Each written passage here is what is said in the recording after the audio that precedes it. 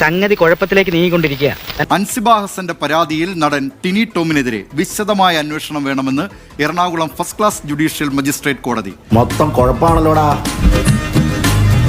പ്രഥമ ദൃഷ്ട്യാ ടിനി ടോം കുറ്റം ചെയ്തിട്ടുണ്ടെന്നും ഉത്തരവിൽ എറണാകുളം മജിസ്ട്രേറ്റ് കോടതി വ്യക്തമാക്കി. കയ്യിൽ ഇരിപ്പിന് ഇതൊന്നും പോരാ എന്നാണ്.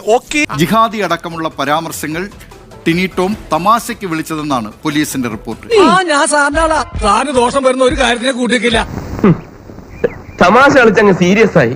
കോടതി ഉത്തരവ് ലഭിച്ച ശേഷം തുടർ നടപടികൾ സ്വീകരിക്കുമെന്ന് Kochi city police commissioner.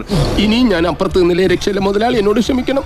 Ansiba ഹസന്റെ പരാതിയിൽ ടിനി ടോമിനെതിരെ ഗുരുതര വകുപ്പുകൾ ചുമത്തി പോലീസ്.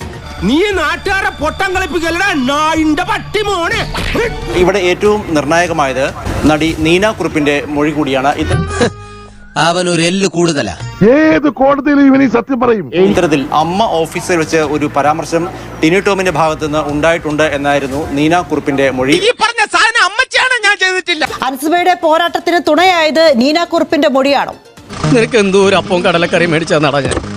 ആദ്യം സുനന്ദയുടെ നിലപാട് എന്താണെന്ന് മനസ്സിലാക്കണം. അപ്പോ കോടതിയിൽ പോയപ്പോ എനിക്ക് അതിനുള്ളൊരു നീതി കിട്ടി. അത് അന്വേഷിക്കാൻ ഉത്തരവിട്ടല്ലോ. മനസ്സിനൊന്നും പോയിട്ടില്ല. അൻസിബ നൽകിയ പരാതിയിൽ കേസെടുക്കണമെന്ന കോടതി ഉത്തരവിൽ പ്രതികരിക്കാതെ ടിനി ടോം.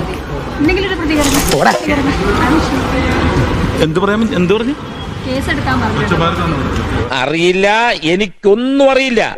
സെലിബ്രിറ്റി സ്റ്റാറ്റസ് ദുരുപയോഗം ചെയ്യുന്നവർക്കുള്ള കനത്ത തിരിച്ചടിയാണ് കോടതിയുടെ ഭാഗത്ത് നിന്ന് വന്നിരിക്കുന്നത്. ഇതുപോലുള്ള ചില വൃത്തികെട്ടവന്മാരാ നേരെ ചൊവ്വേ ജീവിക്കുന്ന മലയാളികൾക്ക് ചീത്തപ്പേരുണ്ടാക്കുന്നത്. ഈ ടിനി ടോം എന്നുള്ള ഒരു വ്യക്തി ഒരു സാമൂഹ്യ വിപത്താണെന്ന് അൻസിബ പറയുന്നതിന് എത്രയോ നാല് മുമ്പ് ഞാൻ പറഞ്ഞിട്ടുള്ള കാര്യമാണ്. അവനെ പറ്റി നാട്ടുകാർക്ക് ശരിക്കും അറിയില്ല. ലൈംഗിക ചുവയോടെയുള്ള സംഭാഷണം, മതവികാരം വ്രണപ്പെടുത്തൽ തുടങ്ങിയ വകുപ്പുകൾ ചുമത്തിയാണ് കേസ്.